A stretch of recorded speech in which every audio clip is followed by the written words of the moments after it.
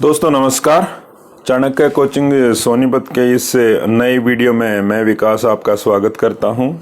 दोस्तों हमने 2-3 दिन पहले एक इंडस वैली सिविलाइजेशन की एक सीरीज स्टार्ट की थी। उसके अंदर हम कुछ चीज़ों को डिस्कस कर चुके हैं। जैसे पहले हमने 2 वीडियो के अंदर जो डिस्कस किया वो ये था कि भाई ये सभ्यता कैसे लाइमलाइट में आई और इसके जो मुख्य शहर थे तो उनके बारे में हमने डिस्कस किया है।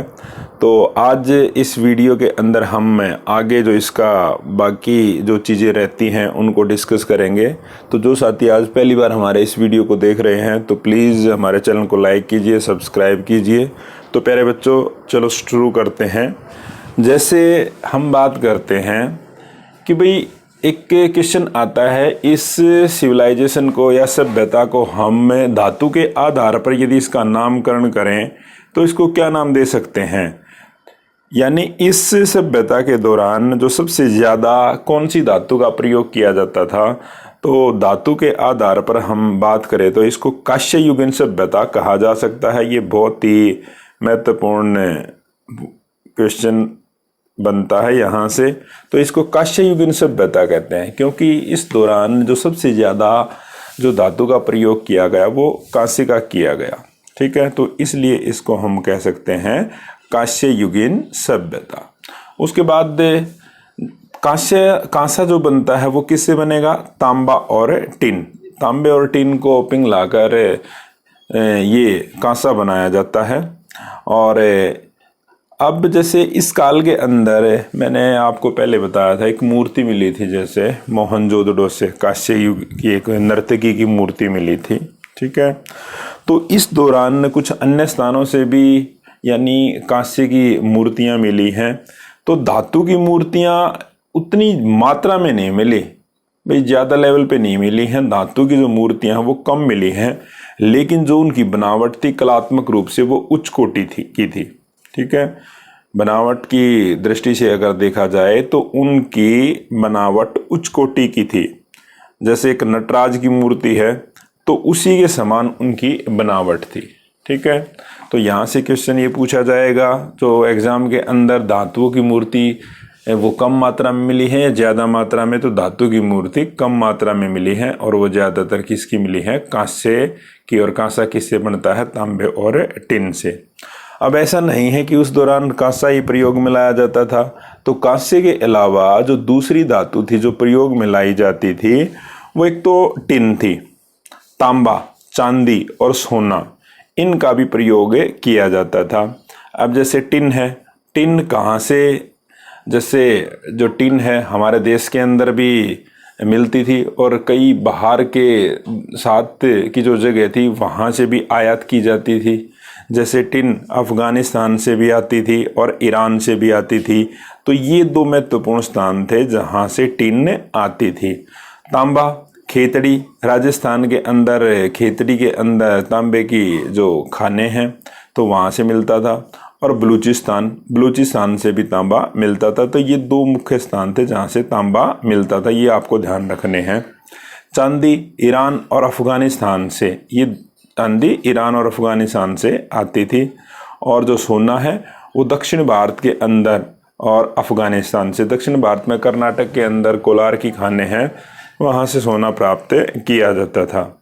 उसके बाद अब मूर्तियों की बात करते हैं। जैसे हमने थोड़ी देर पहले ही डिस्कस किया मूर्तियों में। अब मूर्तियाँ किस तरह की बनी हुई होती थी।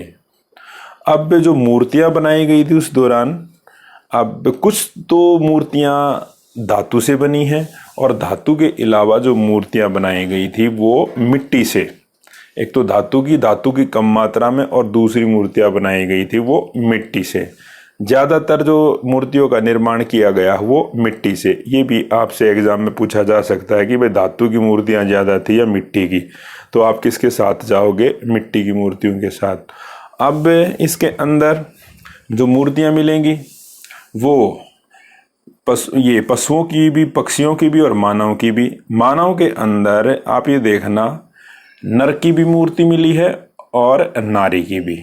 ठीक है, नर की भी और नारी की भी। जैसे मैंने आप लोगों को बताया था कि मोहनजोदड़ो से एक पुरोहित की मूर्ति मिली है और मोहनजोदड़ो से एक नर्तकी की मूर्ति मिली है। लेकिन यदि जितने भी अन्य स्थानों से जो मूर्तियां मिली हैं उनमें से अगर देखा जाए तो पुरुषों के तुलना में, नर की तुलना में नारियों की ज़्यादा मूर्तियां मिली हैं। यानी सबसे ज़्यादा कि अगर एग्जाम में क्वेश्चन पूछा जाता है नर की ज़्यादा मिली या नारी की, तो किसके साथ जाएंगे हम? नारी की। उसके बाद पशुओं और पक्षियों की बात करें तो ये देखिए आप, पशुओं के अंदर जो मूर्तियां मिली हैं, बैल, भैंसा, भेड़, बकरी, सूअर, गेंडा, भालू, बंदर, तो इन पशुओं की मूर्तियां मिली हैं। और पक्षियों के अंदर जैसे बत्तख है, कबूतर है, तोता है, मोर है, तो इनकी मूर्तियां मिली हैं। तो ये चीज़ आपने ध्यान में रखना है, ठीक है। और जो मूर्तियां बनाई जाती थी, जैसे मिट्टी से जो मूर्तियां बनाई जाती थी, उस विधि को क्या कहते हैं? तो इससे जो मूर्तियां बनाई जाती थी, ये क्वेश्चन बहुत ही महत्वपूर्ण है, एग्जाम में कई बार आ चुका ये क्वेश्चन कि मूर्तियों को बनाने की जो कला थी वो क्या थी। तो इसको कहते हैं प्यारे बच्चों टेराकोटा फिगरिंग, यानी आग के अंदर पका के मूर्ति बनाना। पहले तो मूर्तियां बनाना, पहले तो क्या किया जाता था? पहले क्या किया जाता था कि कच्ची मिट्टी से मूर्तियां बनाई जाती थी, फिर उनको क्या किया जाता था? आग के अंदर पकाया जाता था। जैसे मानव के अंदर नर और नारी, अभी बताया था, दो मूर्तियां बनाई जाती थी। पशुओं और मानव या पक्षियों की मूर्तियों के जो बनाने के अंदर जो कला में अंतर क्या था? जो मानव की मूर्तियां बनाई जाती थी, मानव के अंदर यानी नर और नारी की, तो वो तो ठोस होती थी, ठीक है। मूर्तियां दो तरह से बनेंगी, एक तो बिल्कुल ठोस और एक खोखली। और जो अन्य थी जैसे पशु और पक्षियों की, पशु और पक्षियों की जो मूर्तियां थी वो खोखली थी। तो ये पॉइंट भी आपने यहाँ से ध्यान रखना है। कई बार पूछ लिया जाता है कि भाई खोखली किसकी थी और ठोस किसकी थी? तो ठोस मानव की और खोखलियाँ पशु और पक्षियों की। तो ये 8-10 के करीब मैंने पॉइंट आपके सामने डिस्कस किए हैं, तो इसको आप 1-2 बार देखोगे तो ये याद रह जाएंगे और इन्हीं से एग्जाम के अंदर क्वेश्चन पूछा जाता है। अब जैसे बात करते हैं कि ये जो सभ्यता थी, सिविलाइजेशन, ये क्वेश्चन आता है ग्रामीण सभ्यता थी या शहरी, तो हम जाएंगे क्योंकि इसके अंदर शहरों को बड़ी सूझबूझ से बसाया गया था, एक नियोजित तरीके से बताया गया था। तो ये एक सभ्यता थी, इसको हम शहरी सभ्यता कहेंगे। ये बहुत बार क्वेश्चन आता है, तो ये आएगी एक शहरी सभ्यता। अब शहरों की बनावट के बारे में बात करते हैं, या यहाँ से क्वेश्चन पूछा जाता है कि शतरंज की बिसात पर बसाई गई सभ्यता कौन थी? तो ये सिंधु घाटी की सभ्यता थी। तो ये देखिए, यह जाल पत्ती यानी ग्रिड सिस्टम पर आधारित थी। जैसे शतरंज के अंदर हम कहते हैं खाने बनते हैं, ठीक है, वो ग्रिड बन जाते हैं, तो उसी के तरह इसके शहरों का नक्शा बनाया गया था। और जो सड़कें हैं वो समकोण पर काटती थी, जैसे इस तरह से सड़कें क्या थी? एक दूसरे को समकोण पर काटती थी, पूर्व, पश्चिम और उत्तर, दक्षिण। और सड़कों के किनारे पर यहाँ पर पक्की नालियाँ होती थी, ये इस तरह से, यानी पानी की निकासी के लिए सड़कों के दोनों सिरों पर क्या होती थी? नालियाँ बनी हुई थी, ठीक है।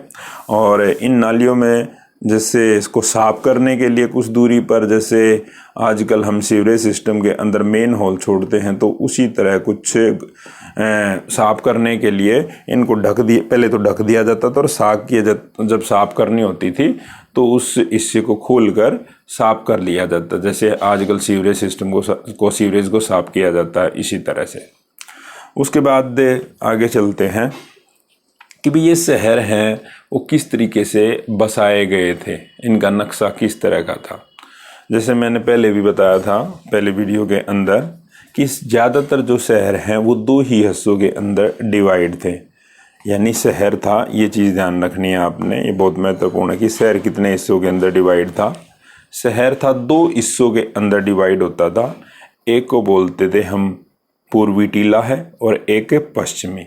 और मैंने आपको बताया था पूर्वी टीला ये होता था कम ऊंचाई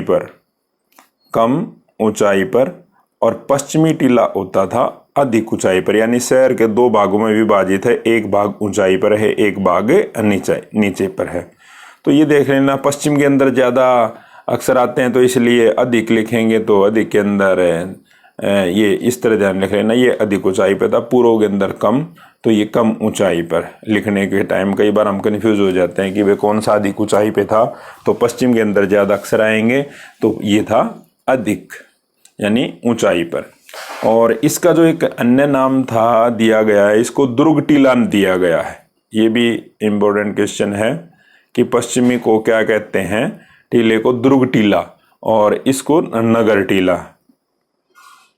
ये चीज़ ध्यान रखने की है। उसके बाद नेक्स्ट जो पॉइंट बनता है यहाँ से कि भाई शहर के जो पुरोहित या राजा लोग थे वो कहाँ पर रहते थे, कौन से हिस्से के अंदर रहते थे। तो जो अमीर और पुरोहित वर्ग था तो वो शहर के ऊंचाई पर, शहर के ऊंचे भाग पर वो था। और जो आम लोग थे, सैनिक थे, शिल्पकार थे या दूसरे जो कम रुतबा रखते थे समाज के अंदर, तो वो रहते थे निचले हिस्से में यानी पूर्वी टीले पर। ठीक है। उसके बाद जैसे ये क्वेश्चन है बनता है जो धोलावीरा यानी गुजरात के अंदर जो शहर है मिला है, गुजरात के अंदर धोलावीरा। बाकी जितने भी सिंधु घाटी सभ्यता के शहर मिले हैं वो दो हिस्सों के अंदर डिवाइड थे, लेकिन धोलावीरा एक ऐसा शहर है जो तीन हिस्सों के अंदर डिवाइड था, दुर्ग नगर, मध्य और निचला।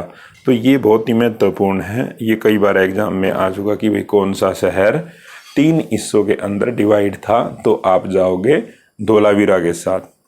उसके बाद जैसे जो ईंटें उस दौरान बहुत ही ज़्यादातर जो पक्की ईंटों का प्रयोग किया गया है, तो ईंटों के अंदर ये जो अनुपात था 4:2:1, लंबाई, चौड़ाई और इसकी हाइट या हम मोटाई कह सकते हैं, ये ऊंचाई।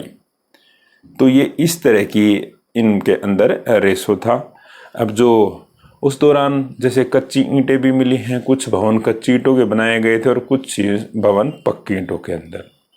तो कच्ची ईंटों से कौन कौन से बनाए थे, जैसे शहर के चारों तरफ एक दीवार खींची जाती थी दुश्मनों से रक्षा करने के लिए, तो वो दीवारें ज़्यादातर किस चीज़ की थी, कच्ची ईंटों की। और जो चबूतरे बनाए जाते थे वो भी कच्ची ईंटों के। और जो विशाल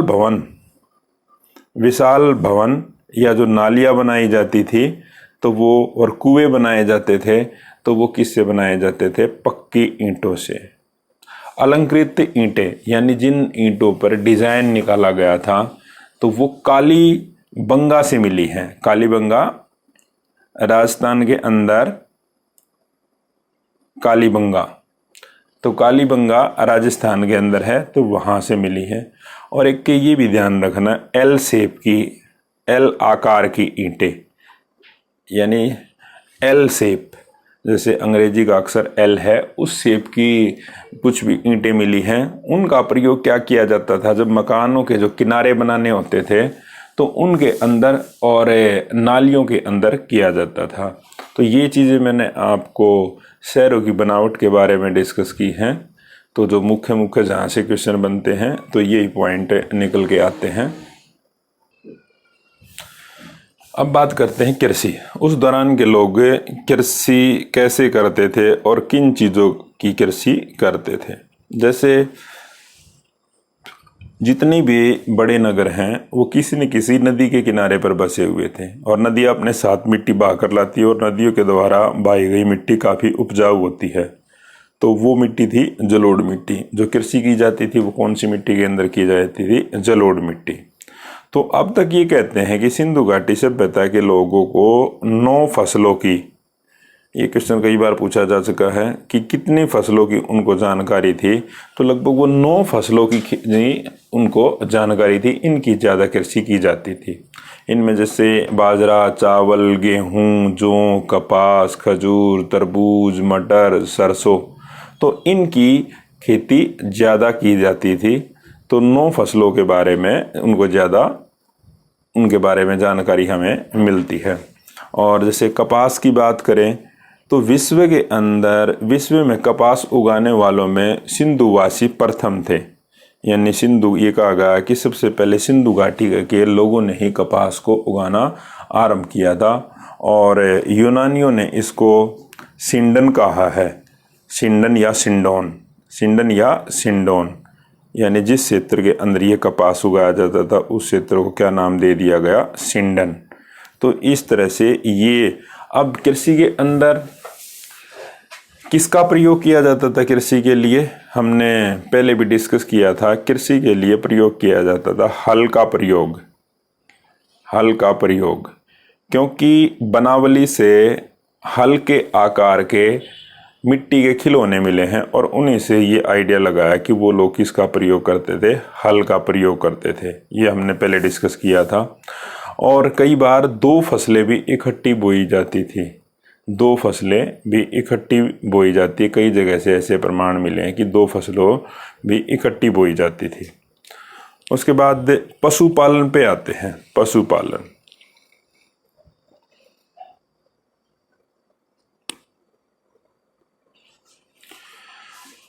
मेरे बच्चों, सिंधु घाटी सभ्यता के लोग किन किन पशुओं को पालते थे या किन किन से वो परिचित थे, तो इसके बारे में हम डिस्कस करेंगे। तो एक पॉइंट है कि जैसे वो हाथी व घोड़ा, सिंधु घाटी सभ्यता के जो लोग थे हाथी व घोड़े से परिचित तो थे, हाथी व घोड़े से परिचित थे, लेकिन उनके पालतू होने के प्रमाण नहीं मिले हैं। तो आपने इस चीज को ध्यान रखना है। यानी हाथी व घोड़े से तो परिचित थे क्योंकि घोड़े के कई जगह पर कब्रगाह भी मिली है, ठीक है, तो लेकिन ये नहीं कि उनको वो पालतू थे। सुरकोतड़ा से घोड़े के अस्थि पिंजर व राणा धुंडई से घोड़े के दांत मिले हैं।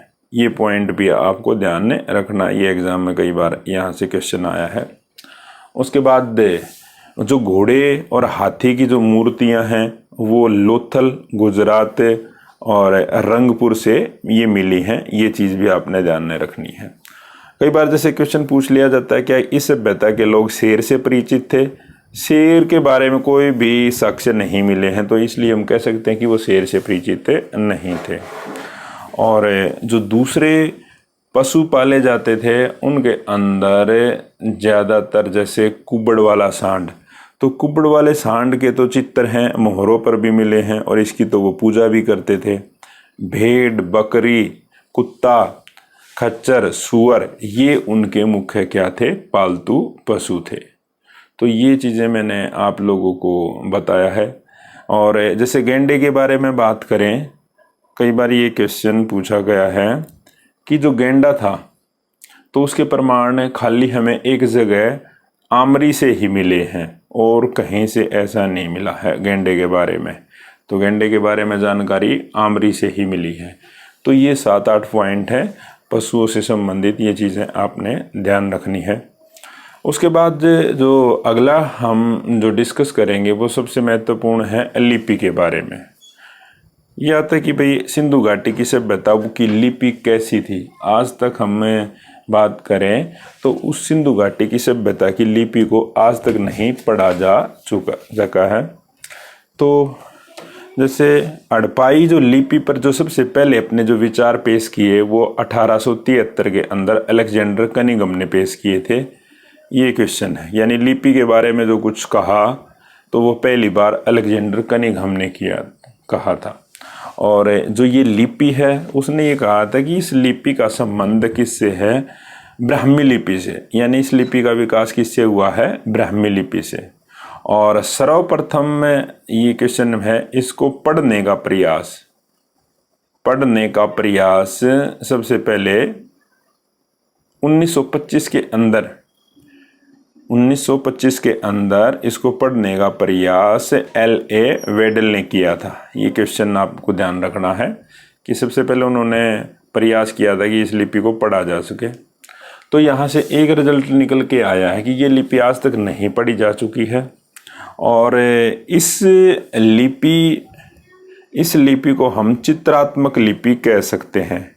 इस लिपि को हमने क्या नाम दिया है? चित्रात्मक लिपि, यानी चित्रों का प्रयोग किया जाता था और ये चित्रों में मूल जो चित्र थे वो जिनका ज़्यादातर प्रयोग किया गया है मुख्य है वो 64 और इसके अलावा इन बाकी की संख्या 250 से 400 तक है। तो ये चीज़ भी आपने ध्यान रखनी है। अब लिपि को लिखने का जो तरीका है वो किस तरह से था? जैसे हमारी जो भाषा है हिंदी, हम वो तो बाएं से दाएं की तरफ लिखते हैं क्योंकि, लेकिन ये जो लिपि है जो चिन्हों का प्रयोग किया, चित्रों का प्रयोग किया गया है वो दाएं से बाएं, एक बार दाएं से बाएं जाएंगे फिर बाएं से दाएं, तो इस तरह से ये चलेगी लिपि। तो एग्जाम के अंदर जो क्वेश्चन पूछा जाता है तो यही पूछा जाता है कि ये लिपि दाएं से बाएं की ओर चलती है। ठीक है। दूसरा महत्वपूर्ण पॉइंट यहाँ से क्या है,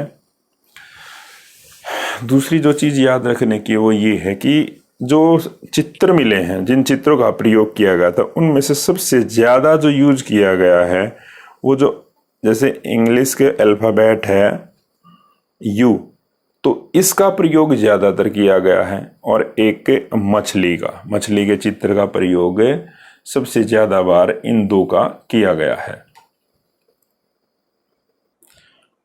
तो लिपि से जुड़े हुए ये पॉइंट आप याद रखोगे।